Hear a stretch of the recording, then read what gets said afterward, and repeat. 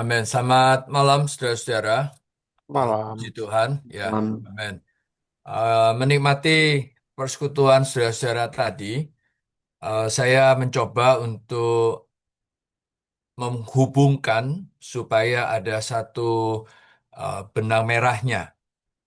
Semoga melalui demikian, saudara-saudara nanti uh, coba berdoa bagaimana bisa mendapatkan beban berita ini dan mengimplementasikannya. Saya mulai bahwa judul besar dari lima berita ini adalah bahwa Roma pasal 5 sampai 8 ini adalah empat pasal yang sangat penting di dalam Alkitab yang merupakan inti Alkitab. Minggu lalu kita dibawa untuk melihat hubungan empat pasal ini dan sekarang kita masuk per pasalnya. Maka minggu ini kita masuk di pasal kelima. Di pasal 5 kita melihat adanya satu fakta bahwa kita ada di dalam Adam. Nah, siapakah kita yang ada di dalam Adam? Kita yang ada di dalam Adam adalah orang yang berdosa, di mana orang yang berdosa telah kehilangan kemuliaan Allah. Ini di Roma pasal 3 ayat 23. Nah, sehingga tidak ada seorang pun yang benar di hadapan Allah, seorang pun tidak. Di Roma pasal 3 ayat 10. Itulah kita, orang-orang yang ada di dalam Adam. Namun, puji Tuhan, kitab Roma adalah juga kitab Injil. Karena itu, Roma memberitakan Injil Allah. Jadi, walaupun secara fakta kita ada di dalam Adam, namun melalui Injil, kita orang yang tidak benar ini mendapatkan kabar baik bahwa kita boleh dibenarkan di hadapan Allah. Namun bukan dengan cara kita, bukan menurut standar keadil benaran kita. Tetapi kita perlu tindakan Allah yang berkenan atas kita menurut standar keadil benarannya. Nah, itulah pembenaran. Nah, sebenarnya mengenai pembenaran ini, kita bisa melihat dari Roma pasal 3, Roma pasal 3 ayat 21, sampai Roma pasal 5 ayat 11. Jadi, saudara-saudara, inilah latar belakang dari pemberitaan kali ini. Lalu kita boleh memper memperhalus dengan sebuah ilustrasi di Lukas pasal 15 ayat 22, di mana anak yang hilang kembali kepada rumah Bapa. Dia adalah orang yang telah berdosa, telah di pandangan Allah tidak benar. Namun sebelum masuk ke rumah Bapa, Bapa menyediakan jubah. Dan jubah itu adalah jubah keadilbenaran. Sehingga dengan demikian, dia layak masuk ke dalam rumah Bapa. Nah, lalu ini adalah latar belakangnya. Nah, saudara-saudara boleh singgung sedikit mengenai perkara ini. Ini poin yang pertama. Nah, poin yang kedua, lalu pembenaran ini untuk apa? Apa hasil dari pembenaran? Jadi sebetulnya pembenaran bukan hanya untuk dibenarkan, untuk diperkenan kepada Allah. Nah, tujuannya adalah melalui pembenaran mendapatkan hayat. Nah, saudara boleh pakai dua ayat untuk menegaskan ini, yaitu Roma pasal 1 ayat 17. Tetapi terjemahannya harus sedikit diubah sesuai dengan bahasa aslinya, yaitu orang benar atau orang yang adil benar akan memperoleh hayat dan hidup oleh iman. Jadi setelah pembenaran, hasilnya atau tujuan dari pembenaran adalah untuk memperoleh hayat dan hidup oleh iman. Jadi pembenaran hanyalah sebuah proses, tetapi tujuannya adalah untuk memperoleh hayat dan kemudian menempuh kehidupan, ya kehidupan oleh iman. Itu Roma pasal 1 ayat 17. Lalu ayat satu lagi yang menegaskan adalah Roma pasal 5 ayat 18. Melalui pembenaran adalah untuk hayat. Ini kalimat terakhir di Roma 5 ayat 18. Pembenaran adalah untuk hayat. Nah, menyimpulkan hal ini, kita boleh menegaskan bahwa itulah keselamatan lengkap Allah. Di mana keselamatan lengkap Allah pada sisi penebusan yuridis. Ini berkaitan dengan secara hukum, berkaitan dengan kebenaran Allah. Itulah sebabnya manusia perlu kembali kepada Allah melalui bertobat, mengakui dosa, dan percaya kepada Dia, barulah menerima pembenaran Allah. Tapi tujuannya adalah untuk mendapatkan penyelamatan organik, yaitu mendapatkan hayat Allah untuk diselamatkan secara organik.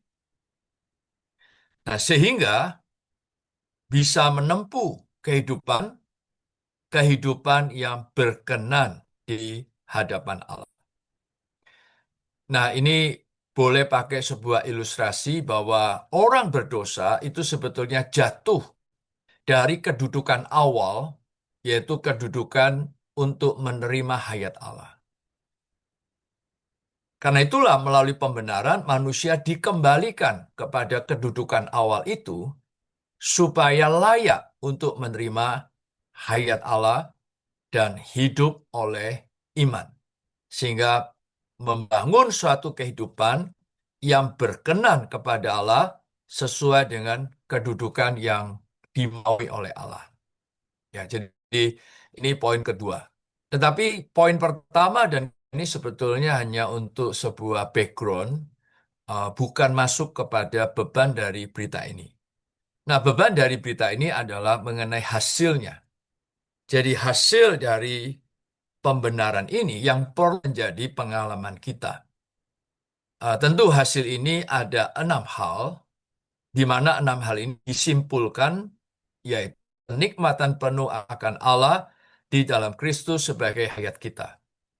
Jadi sebetulnya ke 6 hal ini adalah Kristus itu sendiri yang menjadi kenikmatan kita sebagai hayat kita. Namun secara pengalaman luar biasa, Paulus menguraikan menjadi 6 hal yang luar biasa hasil dari pembenaran ini. Nah, 6 kata ini yaitu kasih, kasih karunia, damai sejahtera, pengharapan, hayat, kemuliaan. Saya mencoba menjadikannya satu kalimat saja, ya, satu kalimat panjang yang menghubungkan semuanya, yaitu melalui pembenaran kita mengalami pertama adalah kasih. Kasih ini adalah sumber yang dari sumber ini mengalir kasih karunia. Sehingga kita beroleh jalan masuk ke dalam alam kasih karunia, berdiri di dalam alam kasih karunia. Dan melalui demikian kita berjalan di dalam jalan damai sejahtera. Ya, kita berjalan di jalan damai sejahtera untuk mengarah kepada pengharapan melalui hayat mencapai kemuliaan. Ya, jadi satu kalimat panjang tapi sudah mencakup ke-6-6-nya. Saya ulangi saudara-saudara ya. Hasil dari pembenaran adalah kita mendapatkan pengalaman atas Kristus sebagai hayat yang terperinci dalam 6 aspek. yaitu kita mengalami kasih Allah sebagai sumber yang mengalirkan kasih karunia. Sehingga oleh kasih karunia-Nya kita beroleh jalan masuk dan berdiri di dalam kasih karunia, lalu berjalan di jalan damai sejahtera untuk mengarah kepada pengharapan melalui hayat mencapai kemuliaan. Nah, karena itu, kita yang sudah beroleh selamat, kita masih memerlukan Injil Allah ini. Kenapa? Karena walaupun kita sudah beroleh selamat, kadang kita tidak hati-hati, kita kemudian melakukan kesalahan atau pelanggaran, sehingga kita hidup di dalam dosa. Dan dosa yang paling prinsip adalah menjauhi Allah, meninggalkan Allah. Ini adalah dosa. Sehingga kita jatuh dari kedudukan semula. Sehingga sebagai orang Kristen, kadang-kadang kita merasa hampa. Kadang-kadang kita merasa hambar. Kadang-kadang terhadap Tuhan, terhadap firman Tuhan kita kering. Saudara, jangan anggap ini masalah sepele. Ini berarti kita sudah jatuh dari kedudukan itu. Itulah sebabnya kita masih perlu Injil Allah untuk kembalikan kepada kita kepada posisi ini. Yaitu kita perlu bertobat, mengakui dosa, mohon pengampunan Allah. Sehingga kita didamaikan dengan Allah melalui pembenarannya. Dan pembenaran itu sebetulnya mengembalikan kita kepada kedudukan semula untuk kita memperoleh hayat, agar kita bisa kembali lagi menikmati Kristus sebagai hayat. Tetapi di Roma 5 ini sangat bagus, karena menurut pengalaman Paulus, hayat ini diuraikan menjadi 6 aspek yang luar biasa. Pertama adalah kasih. Saudara, semakin kita dibenarkan, seharusnya respon kita yang pertama adalah kita mengasihi Allah. Karena kita merasakan kita adalah orang yang tidak benar, tidak layak. Tetapi karena kasih Allah, kita dibawa kepada kedudukan semula untuk memperoleh hayat Allah. Bukankah demikian kasih Allah sehingga respon kita adalah mengasihi Dia? Bahkan kita memberi kasih yang terbaik. Dan kasih yang terbaik ini adalah mendudukkan Kristus sebagai yang utama, yang terutama dalam segala sesuatu hidup kita. Nah, ini kemudian membawa kita masuk ke dalam alam kasih karunia. Nah, berita ini sangat menarik, saudara. Ternyata di dalam alam kasih karunia, kita bermegah akan Allah. Artinya, Allah menjadi kemegahan kita. Allah menjadi sukacita kita. Nah, kalau hari ini, di luar Allah masih ada sukacita bagi kita, jangan-jangan kita belum ada di alam kasih karunia. Ya. Nah, tetapi seorang yang tahu bagaimana bermegah kepada atas Allah, dia juga bermegah atas kesengsaraan. Wah, ini luar biasa. Kadang-kadang ini di luar akal sehat kita. Karena seorang yang di dalam alam kasih karunia itu mengenal di balik kesengsaraan itu ternyata adalah inkarnasi kasih karunia. Ternyata adalah lawatan kasih karunia yang manis. Karena melalui kesengsaraan menimbulkan daya tahan. Dan daya tahan itu menimbulkan eh, apa ini? Tahan uji. Ya, dan tahan uji itu menimbulkan pengharapan. Di sini artinya orang yang di dalam kasih karunia, dia bisa menerima segala situasi di bawah kedaulatan Allah yang diaturkan bagi dia. Dan disitulah dia mengalami kasih karunia demi kasih karunia. Sehingga demikian dia makin diubah, makin ditransform dan diserupakan. Dan itulah pertumbuhan hayat. Nah, tentu Allah sangat berhikmat di luar, melebihi dari pemikiran kita, pertimbangan kita. Karena Allah bekerja sama di dalam segala situasi, baik melalui manusia, melalui perkara dan benda. Tetapi tujuannya adalah dia mau menyalurkan dirinya lebih banyak sebagai kasih karunia, menambahkan hayatnya, dan mengurangi unsur kita. Nah, sehingga orang yang di dalam kasih karunia mengenal bahwa ada kasih karunia di balik kesengsaraan.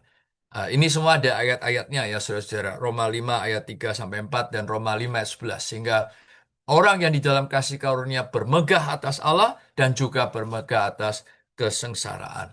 Nah, kemudian akhirnya bukan hanya dia berdiri di alam kasih karunia, bahkan dia berjalan di dalam damai sejahtera. Artinya di dalam kehidupannya sehari-hari, dia penuh damai sejahtera dan hayat. Karena selalu meletakkan pikirannya di atas roh. Ini adalah jalan memilih garis hayat, maka hasilnya adalah damai sejahtera dan hayat. Dan kita berjalan karena kita ada tujuan. Tujuannya adalah pengharapan. Tetapi untuk pengharapan ini, hasil dari pembenaran adalah hayat. Nah, karena itu, kita bukan hanya dibenarkan. Di Roma pasal 5 ayat 10 dikatakan much more. Lebih-lebih kita diselamatkan dari hari ke hari oleh hayatnya. Yaitu apa? Keselamatan. Menurut Petrus ini adalah keselamatan jiwa. Yaitu transformasi jiwa. Nah, sehingga kita makin serupa dengan dia. Untuk itulah kita perlu hati yang berpaling kepada Tuhan, memandang dan memantulkan Tuhan. Sampai akhirnya kita mencapai kemuliaan. Apakah kemuliaan? Yaitu Allah sepenuhnya terekspresi dari diri kita. Wah, jadi saudara-saudara, inilah keselamatan lengkap Allah, yaitu pembenaran mewakili penebusan yuridis, dan untuk memperoleh hayat mewakili penyelamatan organiknya. Tetapi tujuannya adalah kita semua mencapai kemuliaan, yaitu Allah sepenuhnya terekspresi melalui kita sebagai tubuh Kristus yang terbangun, yang adalah ekspresi korporat Allah. Nah, inilah seharusnya menjadi kehidupan rohani kita sehari-hari. Nah, jadi saudara, melalui ini kita juga dorong kaum saleh. Walaupun sudah lemah, walaupun sudah jatuh, walaupun sudah hambar, jangan putus asa, jangan pesimis. Ayo segera kembali, karena kesempatan masih ada. Karena pembenaran itu bukan menurut perbuatan kita, tetapi asal kita mau bertobat, kita mau mengakui dosa, berpaling kepada Tuhan, mohon pengampunan Tuhan, sehingga kita didamaikan Allah melalui pembenaran. Nah, lalu kita mendapatkan semua hasil ini. Nah, sehingga demikian hayat kita makin bertumbuh, kita makin diubah, makin serupa dengan Dia, bahkan kita terbangun bersama menjadi ekspresinya. Itulah kemuliaan yang menjadi pengharapan kita. Ya, itu saja saudara-saudara, supaya dengan alur seperti ini, semoga saudara-saudara dapat benang merahnya, kemudian bisa diimplementasikan ya dalam kehidupan sehari-hari. Dengan demikian, supaya kaum saleh tidak merasa berita ini itu di atas awan-awan, tapi berita ini betul-betul berguna bagi kita semua. Karena walaupun kita sudah beroleh selamat, kita masih perlu sekali lagi mendengarkan Injil Allah. Amin. Tuhan memberkati. Semoga ini memberkati juga saudara-saudara yang lain. Amin. Saya sampai di sini. Saya kembali ke saudara Oki.